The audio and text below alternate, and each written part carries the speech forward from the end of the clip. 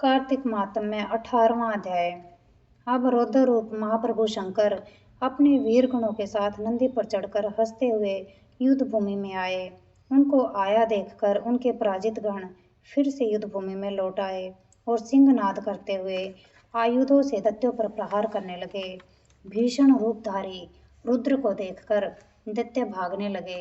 तब युद्ध में अपने दैत्यों को पराजित होते हुए देखकर जलंधर हजारों बाण छोड़ता हुआ भगवान शंकर की ओर दौड़ा। उसके शुंभ निशुंभ आदि वीर भी क्रोध से अपने होठों को काटते हुए शंकर जी की ओर दौड़े। इतने में शंकर जी ने जलंधर के सभी बाणों को काट अपने गणों को निर्भय कर अपने अन्य बाणों की आंधी से दैत्यों को पीड़ित कर दिया। खड़गोरमा नामक दैत्यों को अपने फरसे से मार डाला और बलाहक का भी सिर काट दिया।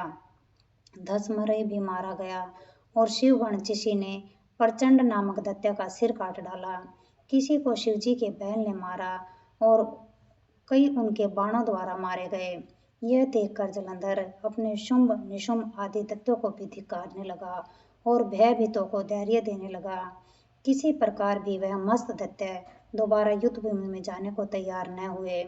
दैत्य सेना ने पलायन शुरू कर दिया। तब महाक्रोध जलंधर शिवजी को अपनी ओर ललकारने लगा।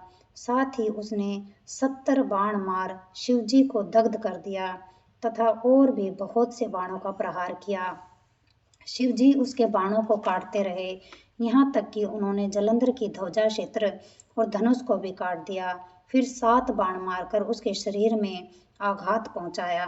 धनुष के कट जाने से जलंधर ने प्रचंड बाण मारकर उनकी गदा के टुकड़े कर दिए। तब उसने समझा कि शिव मुझसे बलवान है, अतः उसने गंधर्वी माया उत्पन्न कर दी।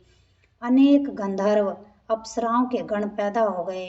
वीणा और मृदंग आदि बाजों के साथ नृत्य व गान होने लगा। इसमें अपने गणों सहित रुद्र भी मोहित हो गए। उन्होंने युद्ध बंद कर दिया। फिर तो काम से मोहित हो जलंधर जल्दी से त्रिनेत्र भगवान शंकर का रूप धारण करके वृषभ पर बैठ पार्वती जी के पास जा पहुंचा। उधर जब पार्वती ने अपने पति को आते देखा तो अपनी सखियों का साथ छोड़ दिया और आगे आई। पार्वती को देखकर कामातुर जलंधर का वीर्य पतन हो गया और उसके पवन से वह जड़ भी हो गया।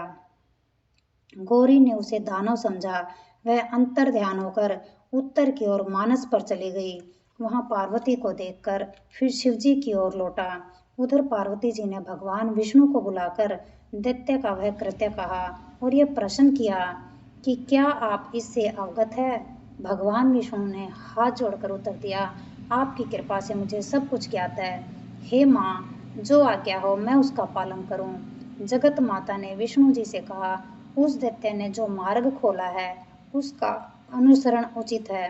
मैं तुम्हें आज्ञा देती हूँ कि तुम जाकर उसकी स्त्री का पतिव्रत धर्म भ्रष्ट कर दो और तभी वही दैत्य मारा जाएगा।